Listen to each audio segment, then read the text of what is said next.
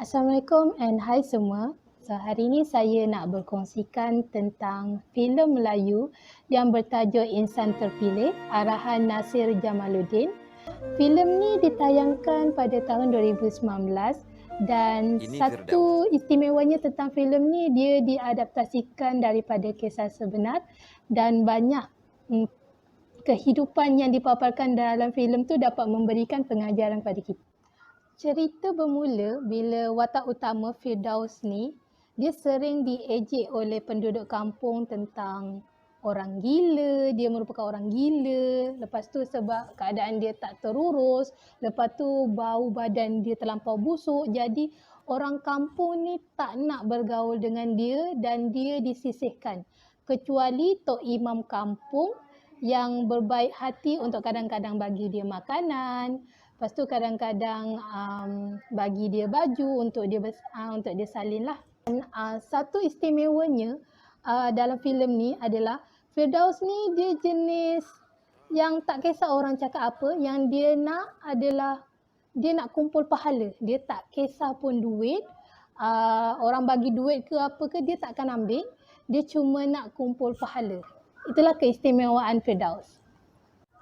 Sebab Firdaus ni nak kumpul pahala banyak-banyak, dia setiap hari dia akan mengelilingi kampung semata-mata untuk mengutip sampah.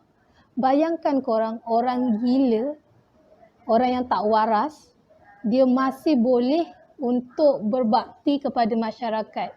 Jadi kampung tu sentiasa bersih lah bila dah ada orang suka kutip sampah tiap hari, dan dia juga suka suka cuci surau, bersihkan surau.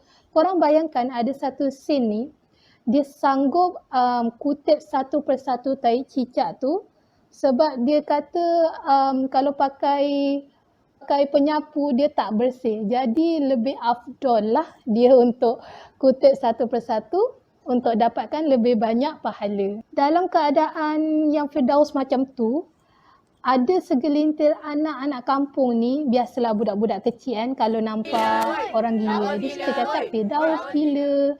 Lepas tu dia pun suka diganggu, sering kali diganggu oleh rakan sebaya dia, iaitu Leman, watak Leman ni. Leman ni seorang pemuda kampung yang sangat nakal dan suka menggelarkan Firdaus ni busuk. Ceritanya lebih menarik apabila Leman ni dia terbuka hati untuk berkawan dengan Firdaus selepas kena marah dengan anak perempuan Ustaz Zaki ni. Jadi dia carilah Firdaus untuk berteman dan diorang pun berkawan baik, dan lepas tu Leman ni selalulah bawa Firdaus ni jalan-jalan dengan motor dia. Pada kemuncak cerita dia, Firdaus ni pada suatu hari dia sangat-sangat inginkan untuk melaungkan azan dekat surau. Dia macam nervous, macam sedih, dia nak juga. Jadi ditentang oleh penduduk-penduduk situ. Tapi sebab kebaikan Ustaz Zaki dan Tok Imam dekat situ, dia pun bagilah Firdaus untuk azan. Tapi mic tu kiranya dia tak buka lah, speaker tu dia tak buka lah, dia cuma buka mic yang kat dalam surau tu. So Firdaus pada pertama kalinya dia dapat melaungkan azan. Bayangkan pertama kali Firdaus tu laungkan azan, orang dekat surau tu dia macam terpesona dengan suara Firdaus sebab suara Firdaus sangat sedap dan orang yang mendengar pun terharu. Jadi orang yang ada dekat surau tu pun sikit sebanyak yang mencaci maki dia dulu. Diorang menyesal lah sebab selama ni diorang caci maki Firdaus, tapi Firdaus ni masih tetap sabar dan membuat pahala. Pengakhiran cerita ni dia terjadi bila Ustaz Zaki ni dan orang kampung dia tertanya-tanya tau, kenapa Firdaus tak datang ke surau hari ni? Kat mana-mana keliling kampung pun orang tak nampak Firdaus ni. Mana perginya Firdaus ni? Jadi Ustaz Zaki ni dia rasa macam risau. Lepas tu dia pergilah ke rumah Firdaus. Dekat situ dia nampak Firdaus duduk dan tersandar lesu. Jadi Ustaz Zaki ni cubalah untuk bangunkan Firdaus, kot-kotlah Firdaus tertidur sebab kepenatan keliling kampung kan. Tapi Ustaz Zaki dapat tahu pada ketika itu Firdaus telah pun meninggal dunia. Semasa Firdaus ni nak dimandikan dan dikafankan, orang kampung terhidu bau wangi yang datang daripada tubuh badan Firdaus. Bayangkan selama ni Firdaus diejek busuk dan sebagainya, tak mandi.